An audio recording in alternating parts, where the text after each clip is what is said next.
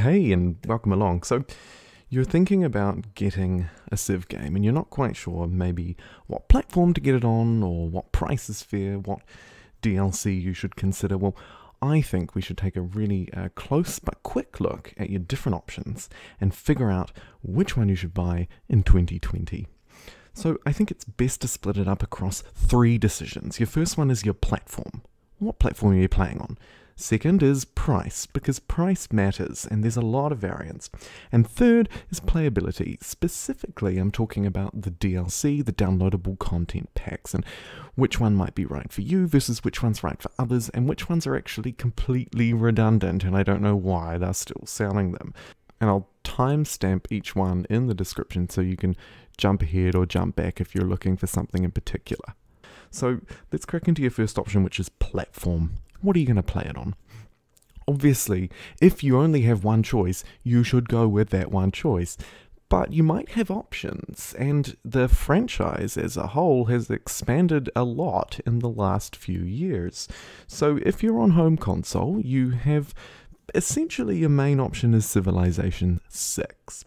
There are a couple of spin-off games available, but if you're on PS4 or Xbox, really you're going with Civ VI. Same goes for the Switch, and of course it incorporates touch controls and other fun features, so it's closer to the mobile version. Yes, Civilization VI and a couple of the other spin-offs like Revolutions is available on iOS, and actually I've tried it and I think it's the full game, although performance is a little bit of an issue. I played it on the latest iPad Pro and I found it was a little bit stuttery, maybe 20 frames a second, and that was in the early game. And then lastly, of course, you have PC, and on PC you have Civ 6, which is the latest iteration that is available on all other platforms.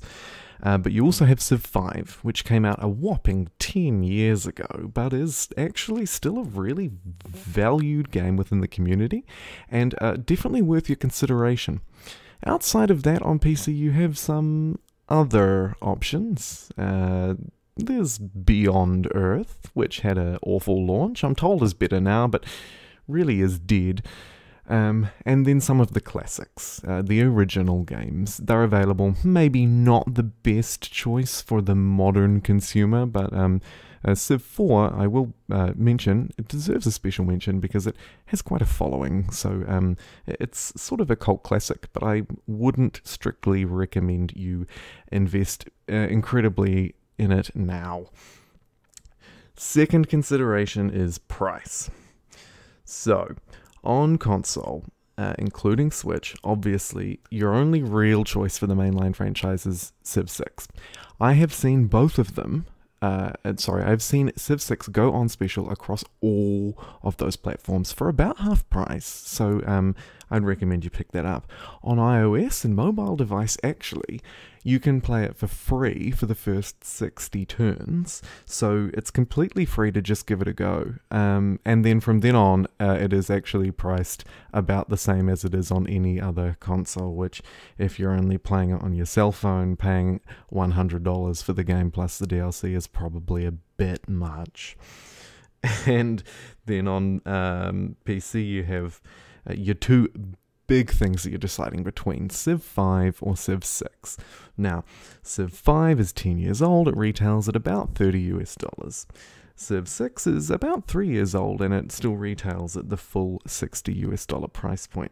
However, they both go on monstrous specials. Even Civ 6, even though it's relatively new, you can get about 70 to 75% off them. So Civ 5 is about $6 US and Civ 6 is about double that.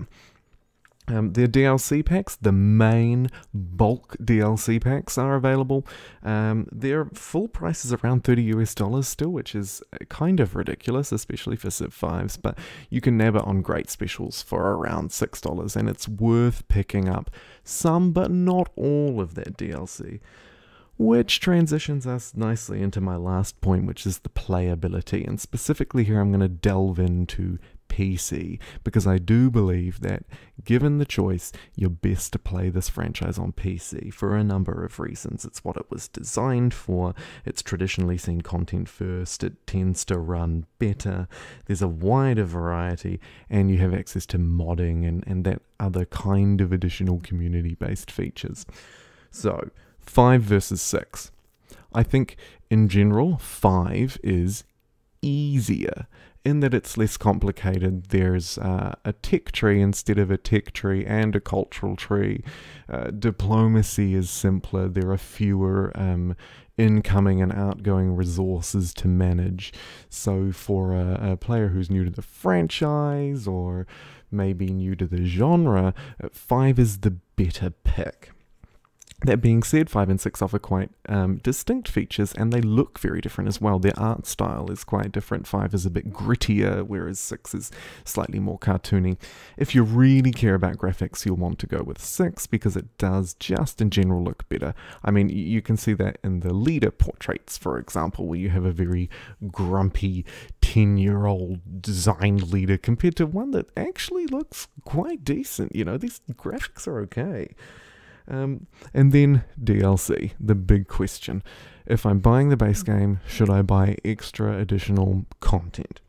I think for Civ V, get the complete edition.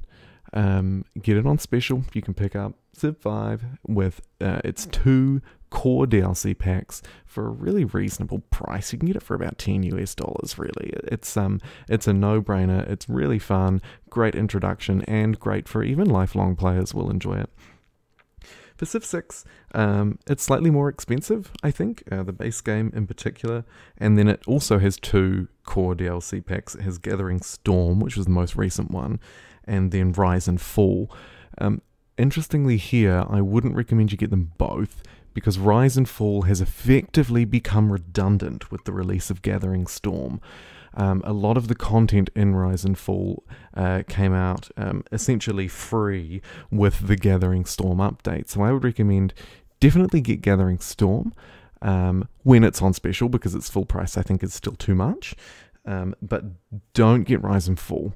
And I will just make a note, well then why are they still selling Rise and Fall, you might ask, and my note here is that it does still include some additional civilizations for you to play as some additional nations, but that's kind of all it offers.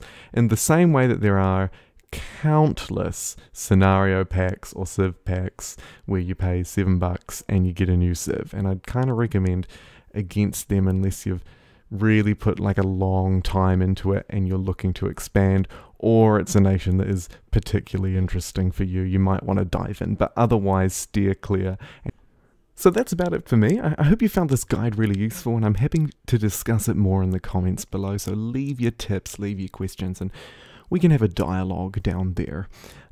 Otherwise, thanks very much for watching. Don't forget to drop a like rating. I'd super appreciate that. And also subscribe if you'd like to see more of this kind of content in 2020 and beyond.